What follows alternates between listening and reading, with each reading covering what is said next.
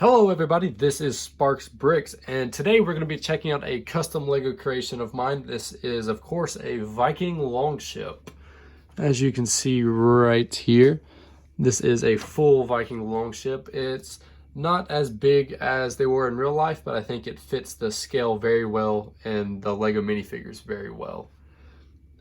I first got inspiration to build this when I learned of the Series 20 Viking figure that was going to come out, and I started work on it. And originally I wanted to have a custom hull. There is a little bit of a custom hull, if you can see right there. We'll take a closer look at that later. But I opted out of that due to the perfect shape of these complete hull pieces. I mean, that's what they were made for. Might as well use them, right? So it does have 16 seats for rowers to be rowing. I only have 8 rowers on both sides right now because I do not have enough of these guys just yet.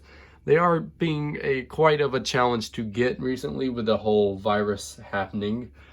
And considering that only 3 of them come in each box, they can be a little tricky to get unless you're going to order them secondhand, which they can be expensive that way. So yeah, there's 16 seats for rowers to be rowing, and I know they should be facing the other way, but I just like how they look facing forward so you can see the complete minifigure. And if we turn it around, you can see the classic shields on both sides of the ship. That's just another Longship decoration they all had. And on the back right here, you can see the oar that they used to actually steer the ship. Unfortunately, this does not move very much. It is very fragile, but I think it gets the job done. And on the head, you can see the classic dragon mast figure, along with the dragon tail on the back of the ship. And we have the stands that they would take down the sail and put the main mast across these two so they can just focus on oaring. And that is held up by some string attached to there and just rowed all the way across. So let's remove these minifigures and take a closer look at the deck and some of the features of the ship. All right, so here is the ship without all the minifigures and the rowers. You can see the seats I talked about earlier pretty clearly now, along with the rest of the deck. I did tile it off with tan tiles. I like the tan. I did not want to use brown because it would just blend in with the ship too much. And I left some studs right there in the middle for placing down water barrels, weapons, food, and other things that you want to be studded down. And on the hole right there, you can kind of see what I was talking about of the middle custom part. If I flip it over, you can see how it's done, just some hinge pieces on an angle, and I think it lines up with the the official molded hole very nicely. 3 planks with 3 sloped pieces.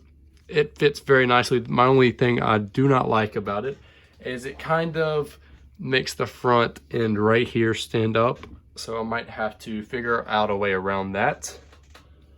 And if we turn it around, it's basically just mirrored on the other side. Oops, gotta fix that real quick.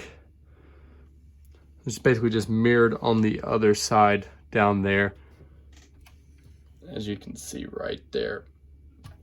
For the mast, I opted out of using these 2x2 round pieces and instead went for a more skinny Technic mast.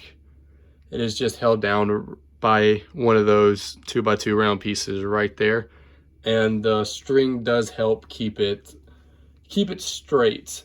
Now if you wanted to, you could take down the sail and adjust these strings right here to have it full sailed, but I prefer to have it rowed by the Vikings. I think it just looks better in mocks to have them rowing instead of the whole sail down, because the sail will take out some of your view of the ship itself.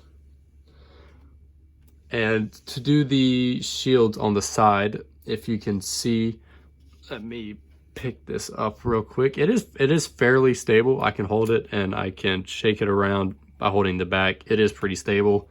As you can see, the underside right there, not much to it. I could probably make it a little more stable, but I think it does its job. I used a snot technique to get the shields in place on the side, and I think it worked out very well. These don't curve as much inward as I would like, but from the side, you can't even really tell. And I know these shields are bigger than the ones the Series 20 minifigure does come with, but I think the Series 20 shield's a little too small for the look and the size of the rest of the ship. So I'm going to leave it with these.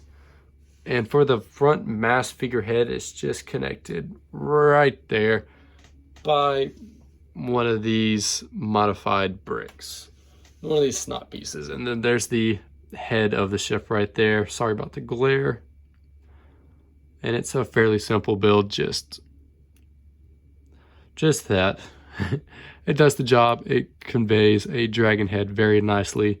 The mouth does open and close, and to put that back, I just put it right back onto there.